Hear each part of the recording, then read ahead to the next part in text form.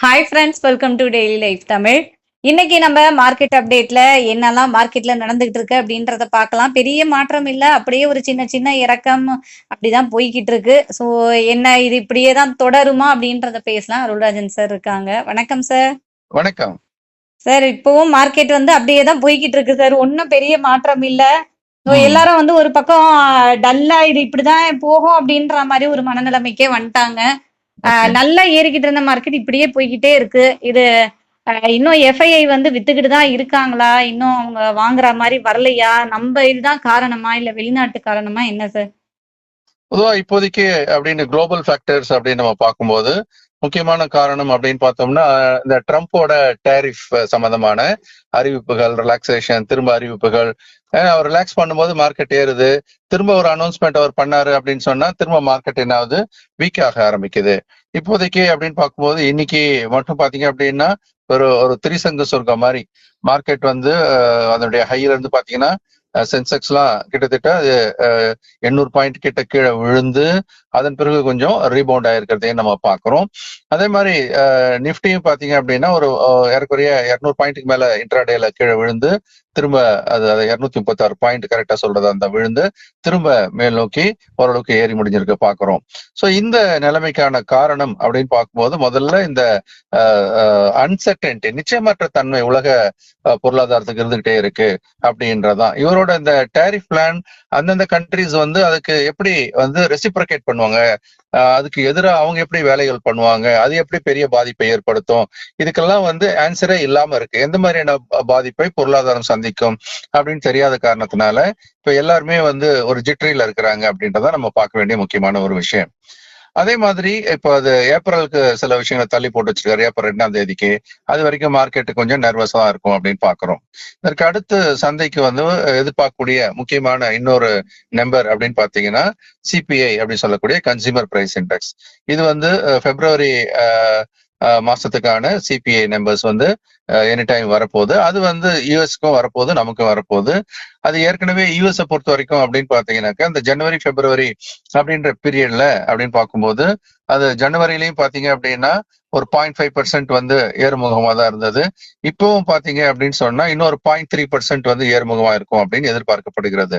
அதனால இந்த எப்போ இன்ஃபிளேஷன் ஏற ஆரம்பிக்குதோ அது சந்தைக்கு வந்து ஒரு பாதகமான சூழலை உருவாக்கும் அப்படின்னு நம்ம பாக்குறோம். இதையும் தாண்டி அப்படின்னு பார்க்கும்போது யுஎஸ் வந்து அதனுடைய பொருளாதாரம் அப்படின்றது வந்து ஒரு ரெசஷனை நோக்கி போகுதோ, மந்த நிலையை நோக்கி போகுதோ அப்படின்ற ஒரு ஐயமும் ஏற்படுத்தியிருக்கு. அது ஏறக்குறைய அமெரிக்காவினுடைய புதிய அதிபர் ட்ரம்ப் அவரும் அதை ஆமோதிக்கிற மாதிரி சொல்றாரு. ஆமா ஆமா, அமெரிக்காவும் வந்து இனிஷியலா இப்போ இந்த ரெசஷனை வந்து சந்திக்கிறதுக்கான வாய்ப்பு இருக்கு. ஏன்னா நாங்க நிறைய திட்டமிட்டு இருக்கோம். இனிஷியலா இந்த மாதிரியான பெயின்லாம் இருக்கதான் செய்யும் அப்படின்னு அவர் சொல்றாரு. அப்படி சொல்லக்கூடிய விஷயம் அப்படின்றதும் ஒரு நெகட்டிவான ஒரு விஷயத்தை நமக்கு கொடுக்கறத நம்ம பாக்குறோம். நெகட்டிவான விஷயம் அப்படின்னு சொன்னா இது வந்து உலக பொருளாதாரம் கண்டிப்பா பாதிக்கும் அப்படின்றதும் தற்காலிகம். அதாவது இப்போ இமீடியட் எஃபெக்ட் அப்படின்னு பார்க்கும்போது நெகட்டிவான எஃபெக்ட் தான் இருக்கிறதாவும் நம்ம பார்த்துட்டு இருக்கிறோம்.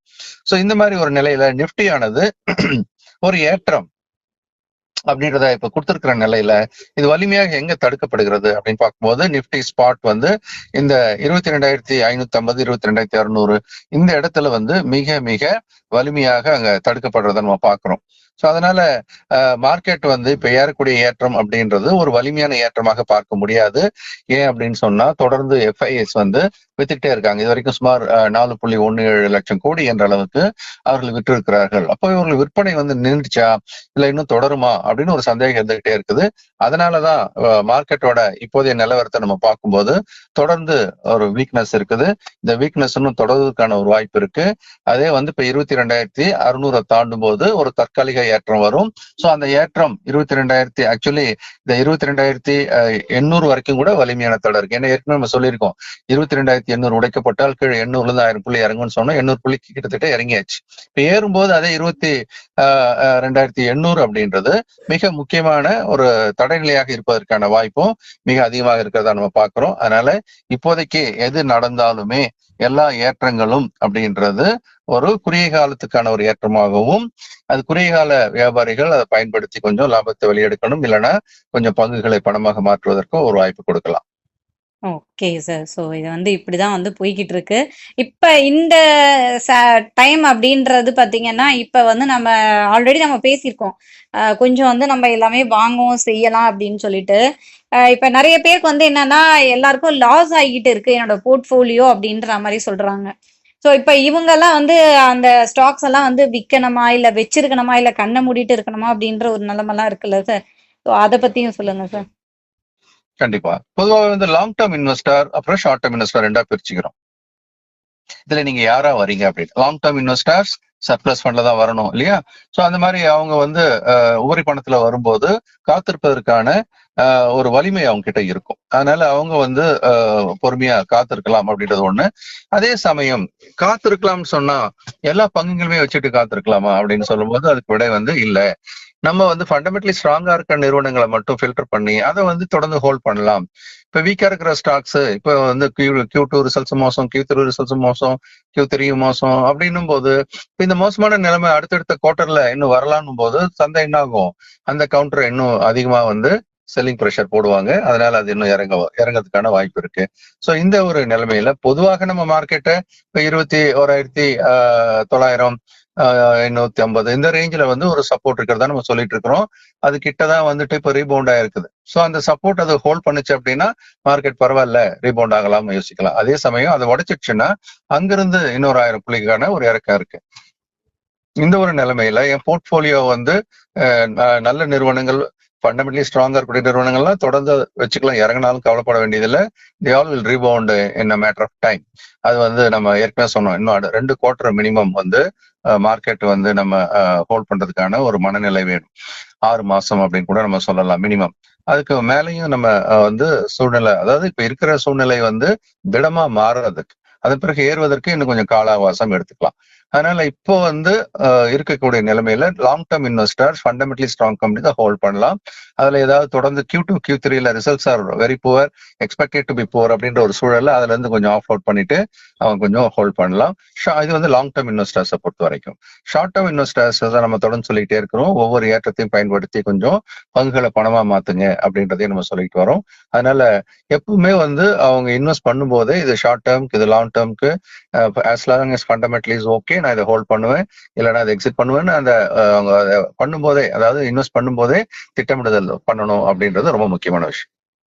Okay sir. இப்ப செக்டார்ஸ் எல்லாம் எப்படி இருக்கு சார்? எல்லாமே வந்து ரெட்டிஷா தான் இருக்கா? செக்டார்ஸ் லார்ஜ் கேப், மிட் கேப்லாம் இல்ல வந்து அதெல்லாம் வந்து ஏதாவது ரெக்கவரி குடுக்குதா? எப்படி சார்? பொதுவா இப்போ இருக்கிற ஒரு நிலைமை அப்படின்னு பாத்தீங்கன்னா செக்டார் ரொட்டேஷனும் நடந்துகிட்டே இருக்கு. இது வரைக்கும் பாத்தீங்க அப்படின்னா ஐடி செக்டர்லாம் ஹோல்ட் பண்ணிட்டு இருந்துச்சு. ஆனா அந்த ஐடி தான் படிக்க ஆரம்பிச்சிட்டாங்க.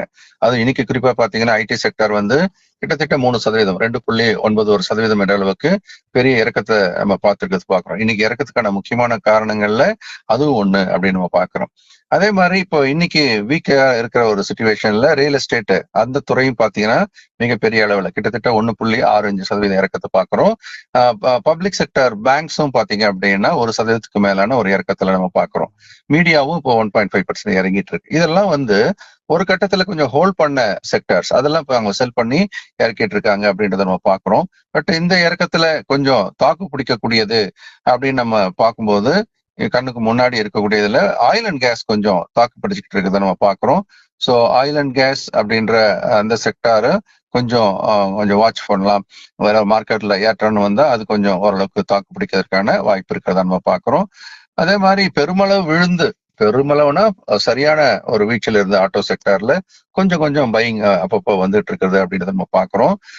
இது ஒரு சின்ன ரிவைவல் நடக்குது அப்படின்னு சொல்லலாம். ஸோ ஓவராலா அப்படின்னு பார்க்கும்போது இன்னும் செல்லிங் ப்ரெஷர் ஜாஸ்தியா மெஜாரிட்டி ஆஃப் த செக்டார்ல இருக்கு. இது வரைக்கும் விழாததை திரும்ப அடிக்க ஆரம்பிச்சிருக்கிறாங்க.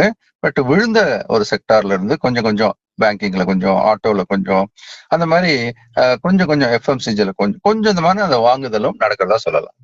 Okay sir. ஸோ என்ன நடந்துட்டு இருக்கு அப்படின்னு சொல்லியாச்சு மார்க்கெட்ல. நம்ம வந்து என்ன பண்ணணும் அப்படின்றத சார் சொல்லியிருக்காரு. அதுக்கு மேல நீங்க தான் முடிவெடுத்து கொஞ்சம் வந்து பொறுமை காத்து அப்படியே விடணும் அப்படின்னு தான் சொல்லணும்.